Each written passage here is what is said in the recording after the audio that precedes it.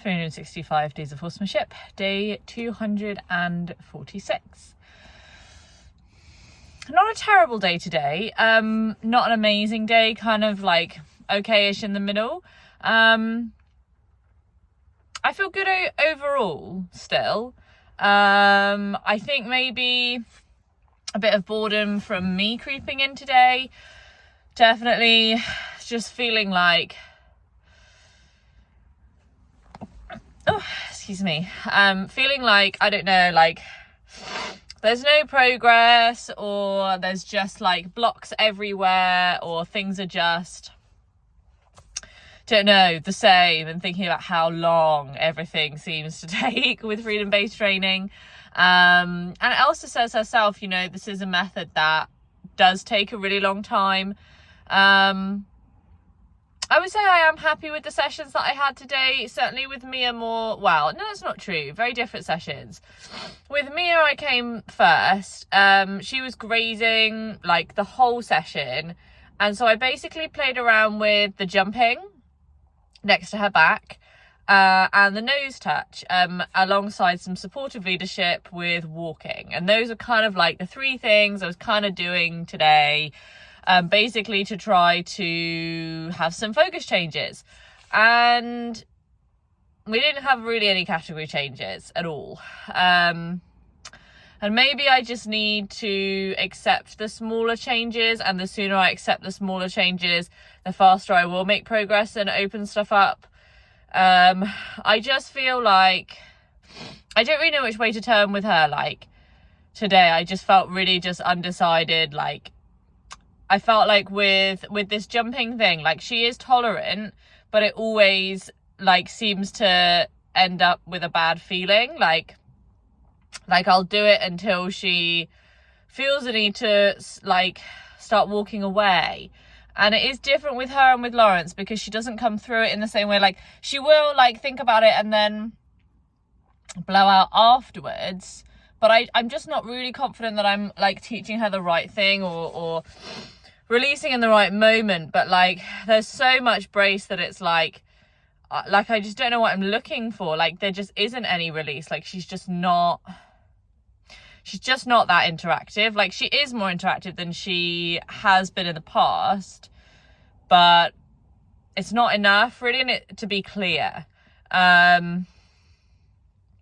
So yes, that was a bit tricky, and I just don't really know really where to go with that from today. Like I just feel a bit like, like I don't know, like it's been quite easy, I think, when I've been talking about like the last couple of days, we've been having conversations about things that she's really interested in, and I think it was a little bit disappointing to feel like that the conversations we'd had didn't roll over into today, where we were mostly talking about things I wanted to talk about.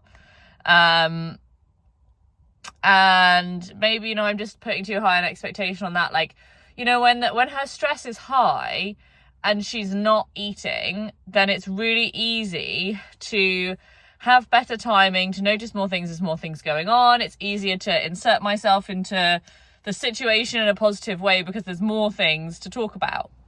Whereas when she's eating, there's really nothing to talk about, and there's not really anything that will take her interest in a positive way. So yeah, I don't know. A thought has just come to me. I was thinking about potentially tomorrow I might have a dominant day. I don't know. I'm really like Elsa says that horses don't care what training method you use as long as things get better. They don't mind what's going on in their life as long as they feel better. And I think that is true. And I also think that as much as they like understand the difference between different methods of communication, I don't think they necessarily are like, well, today she's playing with freedom-based training and now today she's playing with this different type and that's really confusing. Like I think they just deal with the human that turns up, you know?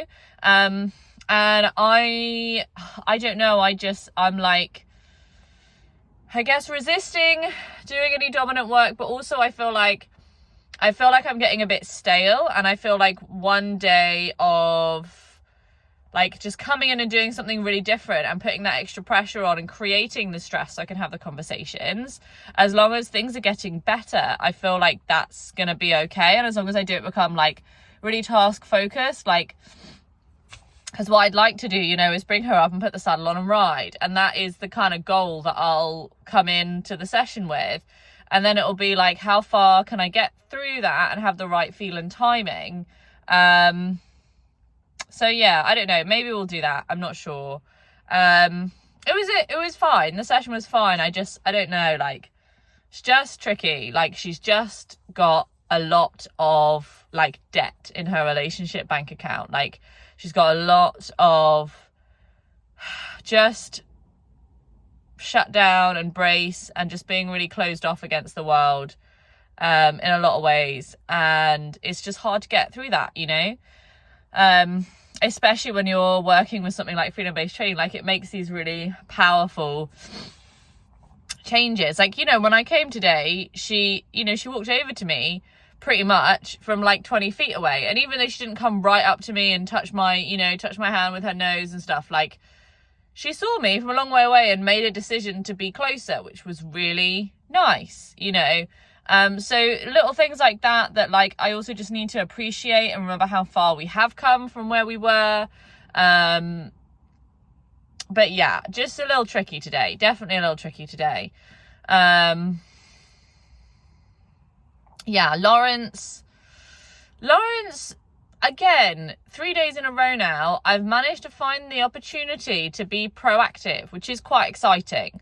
Because that is a real shift from reacting to predicting, and being able to sort of read the situation, work out what's going to happen next and make good choices. Like, the approach wasn't great. I don't know what's going on with my approaches at the moment. Like, with him, I just seem to be, I guess, crowding him too soon, maybe. But he always recovers really fast. Like, I'll come in too close and he'll tell me it's too close. I'll take that. I'll move further away. And then immediately he'll like lick and chew. And then off we'll go to do our stuff. And so that's kind of been nice. I guess maybe I just need to recalibrate myself a bit. And just go for like that sort of like short to medium term distance rather than like super close. Initially, and just let him come to me. So I'll try that tomorrow, definitely. Yeah, and then the first thing we kind of did was walk over to the hay bale where some of the other horses, he had been resting, and some of the other horses, one of the more dominant horses in the herd actually, was on the hay, saw him coming with me, and actually moved over and moved the other horse off to start resting. So I don't know, maybe that's a thing that they do where like some of them watch out for each other while the others eat. I don't know. But anyway, Lawrence is looking at this hay bale, and I know the next thing that's going to happen is that he's going to start to walk towards it. So I decide that I'm going to walk towards it, but I'm going to walk towards the hay, like the opening that's the furthest away from this other horse, so he's not too close to this horse. And he initially comes to the first one that's closer, sort of has this little interaction of the eyes with the other horse, then sees me and decides to come round to where I am. And that was just, again, a really cool opportunity to make a decision first and then have him follow me, which was really nice. The end of the session was a bit wibbly wobbly. We kind of did that for a while. He was eating for a while, and it was a nice opportunity for me to practice my hand on his chest and different places at the touching distance for my yields, which was really good. And I practiced 2 or 3 different places, and then he asked for nose to hand touch, so then I gave him nose to hand touch and then just stood next to him. He then decided he wanted to walk down the hill and follow the other horses. I think they were going because they thought that the gate would still be open into the bottom field, but it was closed. And as I walked down, I could see it was closed and the other horses had already got there and realised that. And in my head, I'm thinking, oh, I want to go back up. Like, they're going to walk all the way down there for nothing. No one's here to feed them. It's not the right time of day. And then they'll all have to come back up again. So I kind of turned around and started walking back up to where Lawrence was, but he kept walking down. So I walked down with him.